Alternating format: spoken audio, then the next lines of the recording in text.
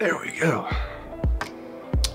All right, my name is Ryan here with Bananas Cameras, and today we're looking at the cheapest autofocus lens that you can get for a Canon camera. It is the Yongnuo 1.8 50mm, coming in at a whopping $41.98 with a super wide aperture. I had to try this buddy for myself. So when I went to Disney last weekend with all my friends, I brought this little guy along and gave it a little test spin. Here's some test photos.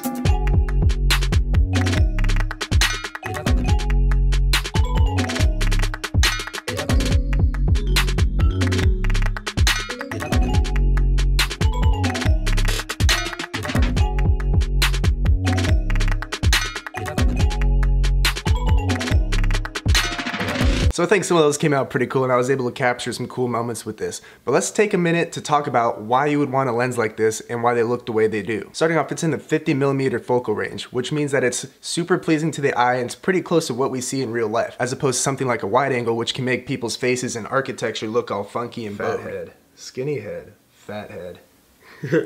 And the other thing is the wide aperture of 1.8. With that super wide aperture, you could get some really nice shallow depth of field and some separation between your subject and the background with what's called bokeh. So with that 1.8 aperture, that background gets nice and blurred out. So that means that this lens is great for portraits or something like product photography, but definitely not something like vlogging. This would be crazy. It's about as far as my arm can go, and my arm is pretty long.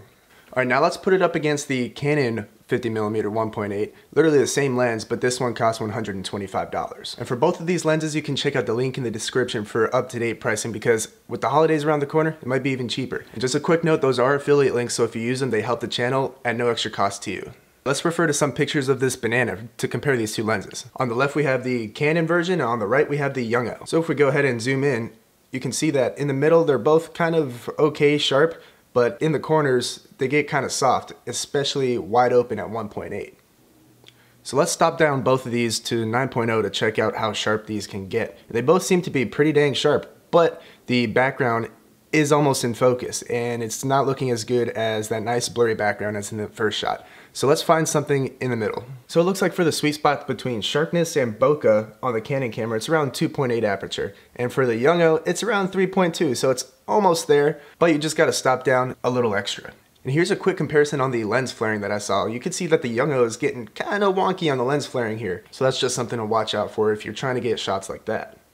And looking at the overall build quality, you're not buying this for the build quality. You're buying it because the photos that come out of it look kind of cool. The manual focus ring here is just not usable, and I wouldn't use it for video because of that, and the autofocus motor is a lot slower. The Yongnuo also has a plastic mount, whereas the Canon one has a nicer metal mount. And I did this quick test with the autofocus motors thanks to my buddy Greg. You can see that the Yongnuo was a lot slower to autofocus, and it was really loud. Whereas the Canon one wasn't totally silent, but it was a little faster. And neither of these are internally stabilized, so I can't recommend either of these for much video use. So overall, do I think this lens is awesome? I think it's pretty cool for the price point that it's at. For just 40 bucks, I think it's literally the best and cheapest improvement, especially if you're just coming from a kit lens. If anything, I just get it so I can use it and abuse it until I could save up for something a little better. And that's it. So go check out one of these other videos I think you'd like if I've made it yet. And if you'd be so kind as to hit that subscribe button, comment maybe a link to your nifty 50 photos, or let me know which one of those Disney pictures you like the most. And drop a like if you like dropping things. There we